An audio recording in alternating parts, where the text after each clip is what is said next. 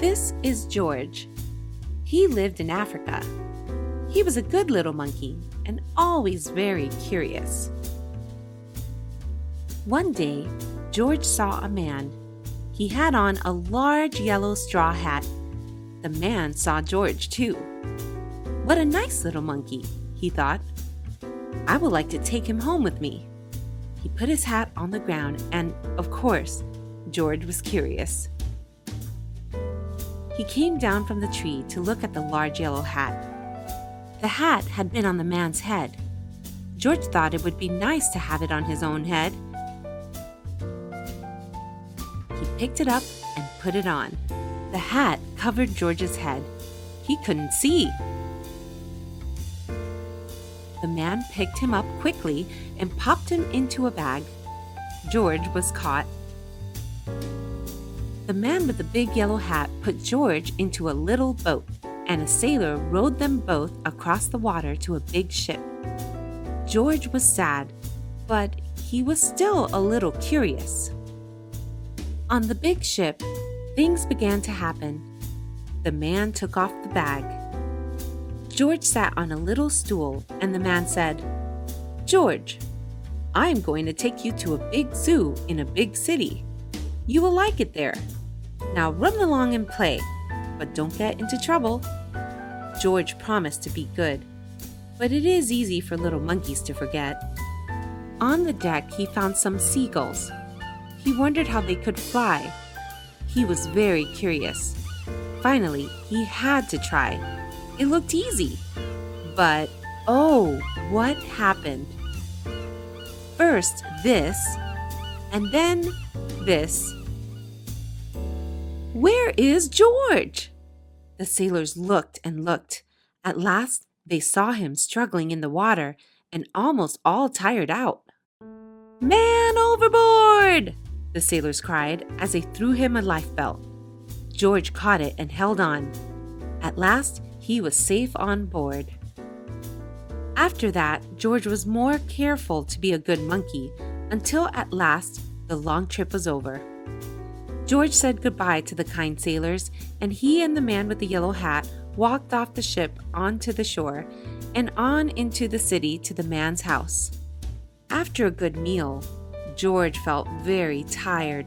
He crawled into bed and fell asleep at once. The next morning, the man telephoned the zoo. George watched him. He was fascinated. Then the man went away. George was curious. He wanted a telephone too. 1, 2, 3, 4, 5, 6, 7. What fun! George had telephoned the fire station. The firemen rushed to the telephone. "Hello? Hello?" they said, but there was no answer. Then they looked for the signal on the big map that showed where the telephone call had come from. They didn't know it was George. They thought it was a real fire. "Hurry, hurry, hurry!" The firemen jumped onto the fire engines and onto the hook and ladders. "Everybody out of the way! Hurry, hurry, hurry!" The firemen rushed into the house. They opened the door. No fire. Only a naughty little monkey. "Oh, catch him! Catch him!" they cried. George tried to run away. He almost did, but he got caught in the telephone wire. And a thin fireman caught one arm, and a fat fireman caught the other. "You fooled the fire department," they said. "We will have to shut you up where you can't do any more harm."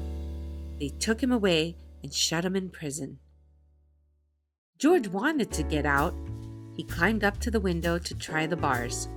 Just then, the watchman came in. He got on the wooden bed to catch George, but he was too big and heavy. The bed tipped up. The watchman fell over, and quick as lightning, George ran out through the open door. He hurried through the building and out onto the roof, and then he was lucky to be a monkey. Out he walked onto the telephone wires.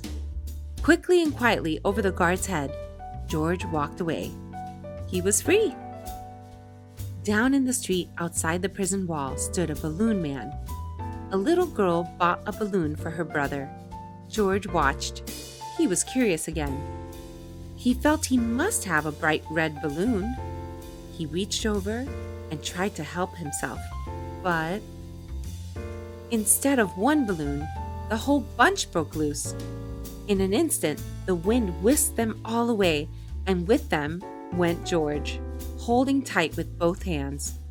Up, up he sailed, higher and higher. The houses looked like toy houses, and the people like dolls. George was frightened. He held on very tight. At first, the wind blew in great gusts. Then it quieted. Finally, it stopped blowing altogether. George was very tired. Down, down he went, bump, onto the top of a traffic light. Everyone was surprised. The traffic got all mixed up. George didn't know what to do. And then he heard someone call, "George!" He looked down and saw his friend, the man with the big yellow hat. George was very happy. The man was happy too. George slid down the post, and the man with the big yellow hat put him under his arm.